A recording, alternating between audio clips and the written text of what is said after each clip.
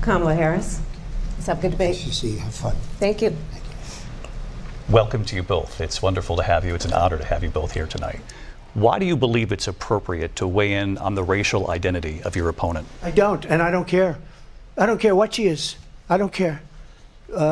You make a big deal out of something. I couldn't care less. Whatever she wants to be is okay with me. But those were your words, so I'm asking. asking. I don't know. I mean, all I can say is I read where she was not black, that she put out, and I'll say that. And then I read that she was black, and that's okay. Either one was okay with me. That's up to her. That's up to her. I mean, honestly, I think it's a tragedy that we have someone who wants to be president who has consistently, over the course of his career, attempted to use race to divide the American people. You know, I do believe that the vast majority of us know that we have so much more in common than what separates us, and we don't want this kind of approach that is just constantly trying to divide us, and especially by race.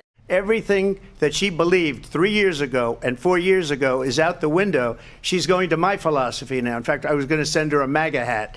She's gone to my philosophy. But if she ever got elected, she'd change it. And it will be the end of our country. She's a Marxist. Everybody knows she's a Marxist. Her father's a Marxist professor in economics, and he taught her well. She gave up at least 12 and probably 14 or 15 different policies. Like, she was big on defund the police. In Minnesota, she went out, wait a minute, I'm talking now, if you don't mind, please. Does that sound familiar? They have abortion in the 9th month. They even have, and you can look at the governor of West Virginia, the previous governor of West Virginia, not the current governor, who's doing an excellent job, but the governor before, he said the baby will be born and we will decide what to do with the baby. In other words, we'll execute the baby. There is no state in this country where it is legal to kill a baby after it's born. Donald Trump hand-selected 3 members of the United States Supreme Court with the intention that they would undo the protections of Roe v. Wade. And they did exactly as he intended. And now in over 20 states, there are Trump abortion bans, which make it criminal for a doctor or nurse to provide health care. In one state, it provides prison for life. Trump abortion bans that make no exception even for rape and incest, which understand what that means. A survivor of a crime of violation to their body does not have the right to make a decision about what happens to their body next. That is immoral. And I pledge to you, when Congress passes a bill to put back in place the protections of Roe v. Wade, as President of the United States, I will proudly sign it into law. But understand, if Donald Trump were to be reelected, he will sign a national abortion ban. It's a lie. I'm not signing a ban, and there's no reason to sign a ban, because we've gotten what everybody wanted. Democrats, Republicans, and everybody else, and every legal scholar wanted it to be brought back into the states. And the states are voting.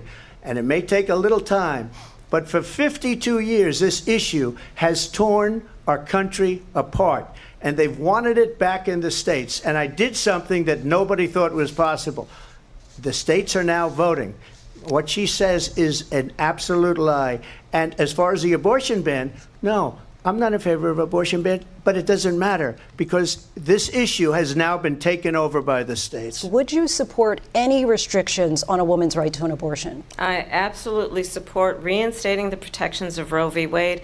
And as you rightly mentioned, nowhere in America is a woman carrying a pregnancy to term and asking for an abortion. That is not happening. It's insulting to the women of America. What we will do is we're looking at different plans. If we can come up with a plan that's going to cost our people, our population, less money and be better health care than Obamacare, then I would absolutely do it. But until then, I'd run it as good as it can be run. So just a yes or no, you still do not have a plan? I have concepts of a plan. I'm not president right now. But if we come up with something, I would only change it if we come up with something that's better and less expensive. And there are concepts and options we have to do that. And you'll be hearing about it in the not too distant future. I'm going to actually do something really unusual, and I'm going to invite you to attend one of Donald Trump's rallies, because it's a really interesting thing to watch. You will see during the course of his rallies, he talks about fictional characters like Hannibal Lecter. He will talk about windmills cause cancer.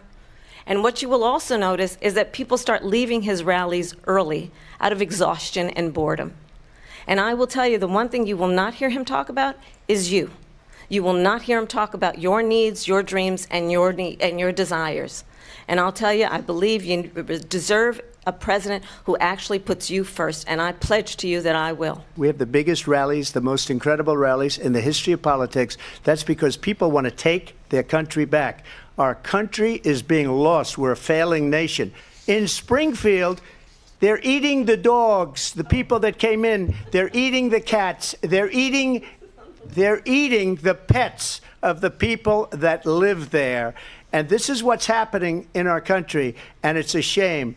I just want to clarify here. You bring up Springfield, Ohio, and ABC News did reach out to the city manager there. He told us there have been no credible reports of specific claims of pets being harmed, injured, or abused by individuals within the immigrant community. Crime here is up and through the roof. Despite their fraudulent statements that they made, crime in this country is through the roof. And we have a new form of crime. It's called migrant crime. And it's happening at levels that nobody thought possible. President Trump, as you know, the FBI says overall violent crime is actually coming down in this country. Well, I think this is so rich, coming from someone who has been prosecuted for national security crimes, economic crimes, election interference, has been found liable for sexual assault, and his next big court appearance is in November at his own criminal sentencing.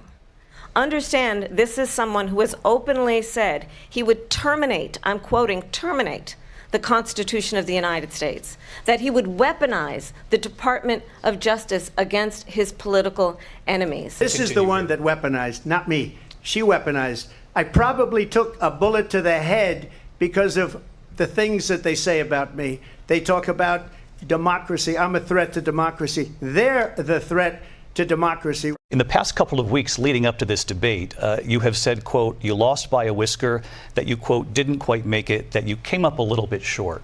I said that? Are you now acknowledging that you lost in 2020? No, I don't acknowledge that at all. But I you said did that say sarcastically. That. You know that.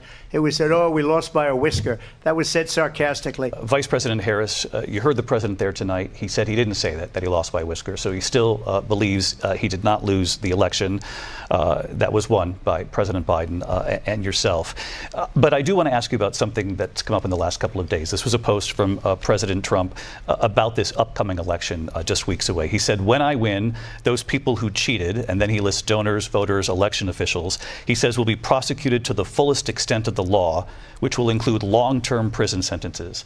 One of your campaign's top lawyers responded saying, we won't let Donald Trump intimidate us. We won't let him suppress the vote. Is that what you believe he's trying to do here?